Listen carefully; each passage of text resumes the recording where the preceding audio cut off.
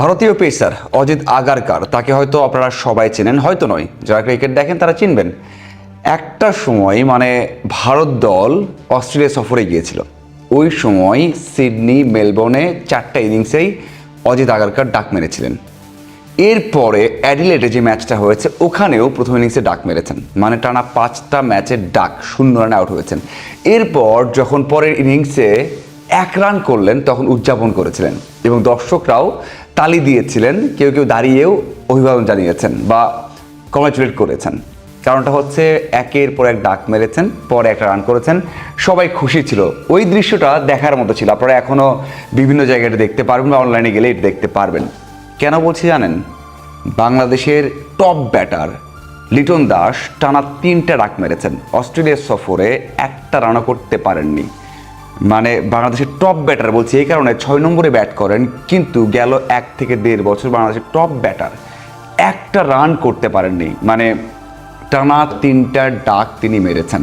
দেখুন, তার ক্যারিয়ারে ডাক সংখ্যা ছিল মাত্র 2টা টেস্ট ক্যারিয়ারে। হ্যাঁ, ওডিআইতে আপনি বলতে পারেন যে অনেক ডাক মেরেছে, কারণ সবশেষ যখন দলে এসেছেন ওডিআইতে, তার আগে 6টা ইনিংসের মধ্যে 4টাতে ডাক মেরেছিলেন। অপরিচিত না, শূন্য মারা অপরিচিত না, কিন্তু টেস্টে তিনি খুব ভালো খেলেন, খুব ভালো রান করেন, খুব ভালো ফর্মে ছিলেন। সেখান থেকে টানা 3টাতে ডাক, এবং সবচেয়ে বড় বিষয় হচ্ছে অস্ট্রেলিয়া বাংলাদেশের জন্য খুবই খুবই খুবই একটা ঐতিহাসিক সিরিজ বাংলাদেশ দল জিতেছে, সেটা ঐতিহাসিক ম্যাচ। সেই ম্যাচও ডাক মেরেছেন, কিন্তু ম্যাচ জিতেছেন।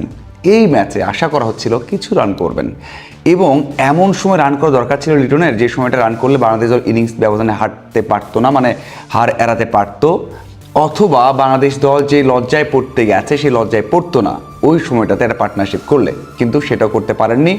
পুরোটা সিরিজে 0 রান। একজন উইকেট কিপার ব্যাটারের এমন রেকর্ড নেই। অস্ট্রেলিয়ায় গিয়ে কোনো উইকেট কিপার ব্যাটার 2 ম্যাচের টেস্ট সিরিজ খেলেছেন, কোনো রান করেননি, এমন রেকর্ড নেই। এই লজ্জার রেকর্ডটা লিটনের। টেস্ট ক্রিকেটে ফোর্থ বা ফিফথ হবেন, যে 3টে বা 4টা ইনিংস খেলেছেন কিন্তু কোনো রান করতে পারেন না অস্ট্রেলিয়ায় গিয়ে। এটাও একটা রেকর্ড, যে ফোর্থ বা ফিফথ ক্রিকেটার হিসেবে তিনি 3টে ইনিংসে ব্যাট করে কোনো রান করতে পারেননি।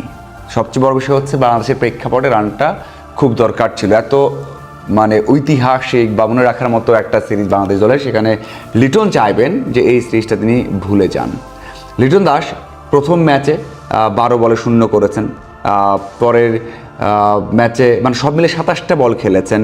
প্রথম ম্যাচে 5 বল খেলে 0 করেছেন। পরের ইনিংসে 12 বল খেলে 0 করেছেন। এরপরের ইনিংসে 10 বলে খেলে 0 করেছেন। 3টে ইনিংসে 27 বল খেলেছেন, 27 বলে কোনো রান করতে পারেননি, 3টাতেই ডাক মেরেছেন।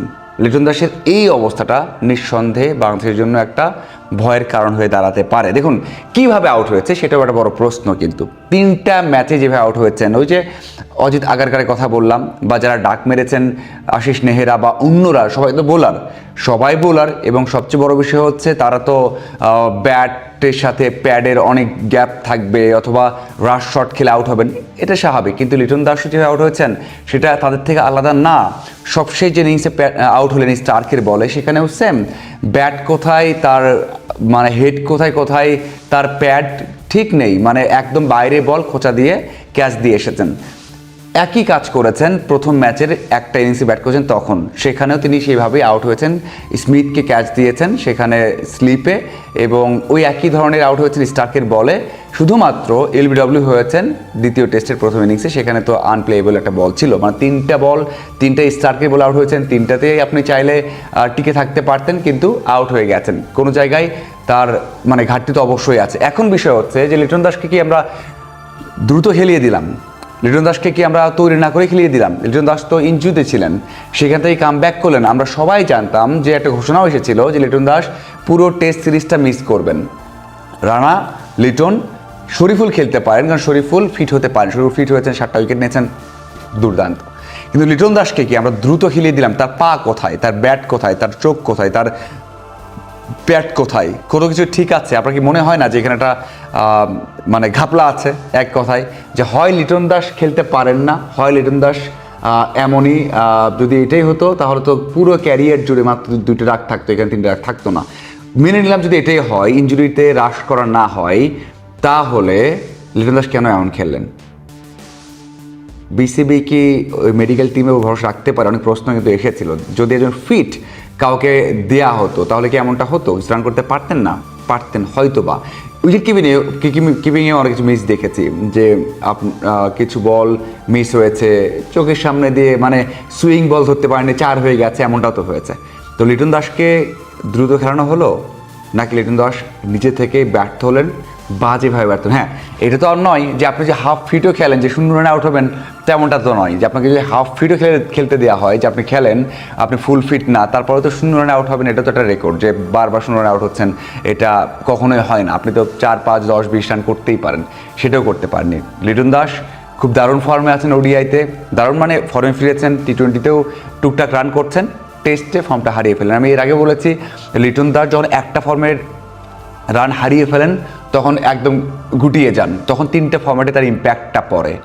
যদি সেই কাজটা হয়, এই যে অস্ট্রেলিয়া সফরে 27 বল খেলেছেন, 3টাতেই রান মেরেছেন, ইতিহাস গড়ে ফেলেছেন, যদি এই আত্মবিশ্বাস হারানোটা অন্য ফর্ম্যাটে আসে, যেমন বাংলাদেশ সামনে টি20 খেলবে বা ওডিআই খেলবে, আবার টেস্ট খেলবে, তাহলে কি হবে? অবশ্যই এটা ভাবনা থাকছে।